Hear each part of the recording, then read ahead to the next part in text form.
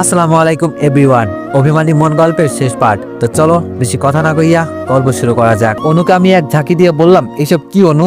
অনু বলল, ধ্যাত, তুমি একদম আনরোমান্টিক আবির। আমার হবু বরকে আমি চুমু দিয়েছি, তাতে কি হয়েছে? আমি বললাম, দেখো অনু, বিয়ের আগে এইসব রোমান্টিকতার নামে লুচ্চামি করা হারাম। আমি চাই না বিয়ের আগে তোমাকে স্পর্শ করে দেখতে, রোমান্টিকতার নামে এমন নষ্টামি করতে। আর তুমি সবসময় আমাকে আনরোমান্টিক বলো, তাই না? আগে বউ হও, তারপর বুঝবে আমি আনরোমান্টিক নাকি রোমান্টিক। সারাদিন শাড়ির আঁচল টানবো। অনু বলল, ও আচ্ছা তাই, আমিও দেখবো তাহলে। আপুর বাসায় পৌঁছে গেলাম। গেটে গিয়ে দুটো হর্ন দিতেই দারোয়ান গেট খুলে দিল। আমি গাড়ির জানালা দিয়ে মাথা বের করে বললাম, কেমন আছেন চাচা?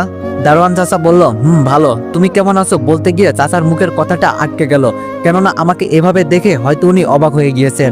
গাড়ি থেকে নামতে আপু ভাগ্নেকে কোলে নিয়ে বেরিয়ে আসলো। আমার গোলুমলু ভাগ্নেটা কেমন আছে বলে ভাগ্নেকে কোলে নিলাম। অনুর সাথে আপু গল্প করতে করতে আমার পিছনে আসতে আর আমি ভাগ্নেকে কোলে নিয়ে আগে বাসায় ঢুকলাম। আমাকে দেখে মিতু অনেক খুশি হলো, কিন্তু ওর খুশি ভরা মুখটা নিমিষেই কালো হয়ে গেল আপুর সাথে অনুকে দেখে।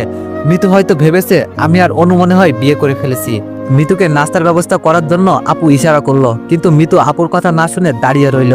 তাই আপু আমাদের বসতে দিয়ে নাস্তার ব্যবস্থা করতে চলে গেলেন। আমিও মিতু বসলাম। মিতু অনুকে বসতে বলল, কিন্তু মিতু অনুকে ডেকে নিয়ে একটু সাইডে গেল।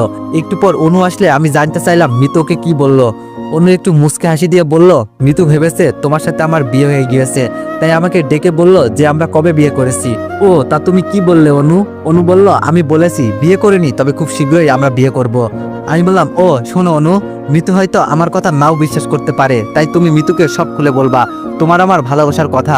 আশা করি ও একজন মেয়ে হয়ে তোমার সব কথাই বুঝবে, আর অপুর বিষয়টাও মিতুকে বলবা। অনু বলল, আবির, সব বলবো আমি। আজকেই মিতুকে সব বললে কেমন হয় আবির? আমি বললাম, আজকেই তো বলতে হবে, কেননা আমরা তো সন্ধ্যার দিকেই বাসায় চলে যাব। অনু বলল, আবির, আমার মনে হয় তোমার আপুকেও আমাদের সব জানানো উচিত। আমি বললাম, অনু, আপু নাস্তা নিয়ে আসলে আমি আপুকে সব বলবো, আর তুমি নাস্তা শেষ হলে মিতুকে বলবা। অনু বলল, আচ্ছা আবির। একটু পর আপু নাস্তা নিয়ে আসলো। আমি নাস্তা খেতে খেতে আপুকে সব কথা খুলে বললাম। আপু সব কথা শুনে আপু বলল, ভাই, মিতু সব মেনে নিল, তো দুলাভাই কি আবার অপুকে মেনে নিবেন অপুর আর মিতুর সম্পর্কটাকে? আমি বললাম, আপু, আমি কিছু জানি না, দুলাভাইকে কিভাবে রাজি করাবি সেটা তোর দায়িত্ব। আপু বলল, আচ্ছা ভাই, তোর দুলাভাই বাসায় ফিরলে আমি সব কথা খুলে বলবো। নাস্তা খাওয়া শেষ হয়ে গেল। আপু একটু গল্প করে রান্না করতে চলে গেল।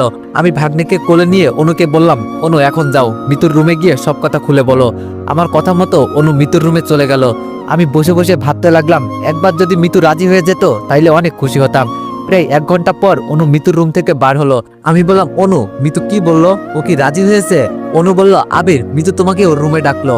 আমি বললাম, ও আচ্ছা। ভাগ্নেকে অনুর কাছে দিয়ে আমি মিতুর রুমে গেলাম। মিতুর রুমে প্রবেশ করেই গলা তাড়ি দিতে মিতু আমার দিকে তাকালো। আমি বললাম, মিতু, আমাকে ডেকেছো তুমি? মিতু বলল, ডেকেছি আবির। দেখো আবির, একবার আমার ভাইয়ের সংসার ভেঙে আমি যেই পাপ করেছি সেই সাজা আমি ঠিকই পেয়েছি। এখন আবার আমি তোমার আর অনুর মাঝে কাটা হয়ে দাঁড়াতে চাই না। তোমাকে ভালোবেসে হয়তো আমি তোমাকে নিজের করে পেলাম না, তবে তুমি তোমার ভালোবাসার মানুষটাকে নিয়ে সুখে থাকো, এটাই আমি চাই। আমি বললাম, ও ধন্যবাদ মিতু। মিতু বলল, কিন্তু আবির, যেই মানুষটা আমাকে একটুও ভালোবাসে না তার সাথে আমি কিভাবে সংসার করব বলতে পারো তুমি? আমি বললাম, আগের অপু আর এখনকার অপু এক নয় মিতু। অপু এখন অনেক পরিবর্তন হয়ে গিয়েছে। অপু সত্যি তোমাকে এখন মন থেকেই চাই। বিশ্বাস না করলে তুমি একবার অপুর সাথে যোগাযোগ করে দেখো। মিতু বলল, আচ্ছা ঠিক আছে, আমি অপুর সাথে কথা বলে দেখবো তাহলে। আমি বললাম, ধন্যবাদ মিতু। এখন তাহলে চলো বাইরে যাওয়া যাক, তিনজন একটু গল্প করি। মিতু বলল, আচ্ছা চলো। আমরা গল্প করছি, কিন্তু আমার মনে একটা আশঙ্কা লেগে রয়েছে। মাসুদ ভাইয়া আবার যদি অপুকে মেনে না নেন তাহলে কি হবে? একটু পর আপু এসে বলল, রান্না শেষ, খাবে চলো সবাই। খাওয়া দাওয়া শেষ করলাম। আপু অনেকবার থাকার জন্য বললেও আমি আর অনু না থেকে চলে আসলাম। আসার সময় আপুকে মাসুদ ভাইয়ার কাছে সব কথাগুলো বলার জন্য আবার মনে করে দিলাম। অনুকে ওর বাসায় নামিয়ে দিয়ে বাসায় চলে আসলাম। আর সারা রাত আমার ঠিক মতো ঘুম আসলো না, শুধু একটাই টেনশন, মাসুদ ভাইয়া মানবে তো? সকালের দিকে মাসুদ ভাইয়া ফোন দিলেন। আমি বললাম, ভাইয়া কেমন আছেন? মাসুদ ভাই বলল, ভালো। তা আবির, তোমার আপু বলল অপু নাকি এখন ভালো হয়ে গিয়েছে, মিতুকে নাকি আবার ওর বউ করে নিয়ে যেতে চাই। আমি বললাম, ভাইয়া, আমি অপুর সাথে কথা বলেছি, অপু এখন সত্যি ভালো হয়ে গিয়েছে, আপনি চাইলে ওর সাথে কথা বলে দেখতে পারেন। মাসুদ ভাই বলল, আচ্ছা আবির। উনি ফোনটা কেটে দিলেন। আমি অনেক খুশি হয়ে গেলাম, কেননা মাসুদ ভাইয়া নিশ্চিত রাজি হয়ে যাবেন। 2 দিন পর আপু ফোন করে জানালো সব ঠিক হয়ে গিয়েছে ভাই।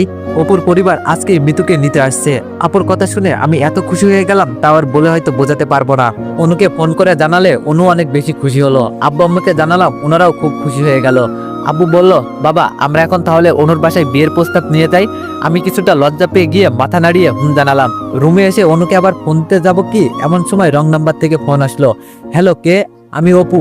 তোমাকে যে কি বলে ধন্যবাদ জানাবো তার ভাষা আমার জানা নেই। তোমার জন্য আবার আমি মিতুকে ফিরে পেলাম। আজকে আসো, আমার বাবা মা যাচ্ছে মিতুকে নিতে আসতে। আমি বললাম, ও ভালো অপু, আমি যেতে পারছি না। আর ধন্যবাদ দিয়ে ছোট করো না। অপু বলল, আচ্ছা আবির। অপুর সাথে কথা বলা হয়ে গেলে আবার আমি অনুকে ফোন দিলাম। আমি বললাম, অনু বিয়ের প্রস্তাব নিয়ে কালকে আব্বু আম্মু তোমাদের বাসায় যাবেন। অনু বলল, কি বলছো সত্যি আবির? আমি বললাম, অনু আর তোমার আব্বুর ফোন নাম্বারটা দাও, ওনাকে ফোন করে জানিয়ে দিই আমি। অনু বলল, আবির ফোন করতে হবে না, আমি আব্বুকে তোমার বিষয়ে সব বলে দিয়েছি, উনি রাজি। আমি বললাম, কি বলো তুমি এইসব? অনু বলল, সত্যি। আর শোনো, আব্বু বাসায় ফিরলে ওনাকে বলবো যে তোমরা কালকে আমাকে দেখতে আসবা। আমি একটু হেসে বললাম, এই অনু তুমি কি মেয়ে হয়ে তোমার আব্বুকে এইসব কথা বলবা? অনু বলল, ওই হাসছো কেন তুমি? আব্বু আমার বেস্ট ফ্রেন্ড, তাই ওনার কাছে আমি কোনো কিছুই লুকাই না, বুঝছো? আমি বললাম, ও বুঝছি, ভালো তো। আমি বললাম, ও আচ্ছা ভালো তো। অনু বলল, আফসোস এই আনরোমান্টিকটাই আমার বর হবে। আমি বললাম, আনরোমান্টিক কি রোমান্টিক? দাঁড়াও না, বিয়েটা আগে হোক খালি, তারপর বুঝিয়ে দিব। একটু কথা বলে ফোনটা রেখে দিলাম। আপুকে ফোন করে আসতে বললাম। পরের দিন সকালেই আপু আসলেন। আপুকে নিয়ে আমরা অনুর বাসায় চলে গেলাম অনুকে দেখতে ও বিয়ের তারিখটা ঠিক করতে। সব ঠিকঠাক হয়ে গেল। এক সপ্তাহ পর অনুর সাথে আমার বিয়ের তারিখ ঠিক হয়ে গেল। খুব ভালোভাবেই বিয়ের আয়োজনটা শেষ হয়ে গেল। বাসর রাতে ঢুকে দেখি অনু লাল বিনারসি পরে মুখে ঘোমটা দিয়ে বসে আছে। আমি গিয়ে অনুর ঘোমটাটা সরালাম। মহারানী, এত লজ্জা কিসের? হ্যাঁ, এতদিন ভালোই তো আমাকে আনরোমান্টিক বলে চিল্লাইতা। চলো আজ বুঝিয়ে দিই আমি আনরোমান্টিক নাকি রোমান্টিক। অনু বলল, আচ্ছা আমিও দেখবো তোমার বাহাদুরি। অনু ও আমি নতুন জীবনে পা রাখলাম। পরের দিন সকালে ঘুম থেকে উঠে দেখি অনু আয়নার সামনে চুল বাঁধছে। অনুকে এলোমেলো চুলে দেখে আমি গিয়ে পেছন থেকে ওকে জড়িয়ে ধরলাম। অনু বলল, এই কি করছো তুমি? ছাড়ো। আমি বললাম, কেন ছাড়বো? বলে অনুকে কোলে তুলে নিয়ে ওকে একটা চুমু দিয়ে বেডে শুইয়ে দিলাম। অনু বলল, ওই এখনই আবার? আমি বললাম, মহারানী আমি আনরোমান্টিক তাই না? রাতে তো বুঝিয়েছি, এখন আবার একটু বুঝাই দিই কেমন? অনু বলল, আচ্ছা বাবু। আমি বললাম, কি আজ আবারও বাবু বলে ডাকলে? অনুকে হাত তুলে চড় মারতে যাব কি ওর মুখটা ভয়ে লুকিয়ে নিল। আমি আর চড় না মেরে ওর কপালে একটা চুমু এঁকে দিলাম। যারা যারা গল্পটি প্রথম থেকে শুনে আসছেন তাদেরকে জানাচ্ছি আন্তরিক শুভেচ্ছা, আর গল্পটিতে হয়ে যাওয়া ভুল ত্রুটির জন্য জানাচ্ছি সরি। তো আবারও নেক্সট কোনো গল্পে দেখা হচ্ছে। সবাই ভালো থাকবেন, সুস্থ থাকবেন। ধন্যবাদ।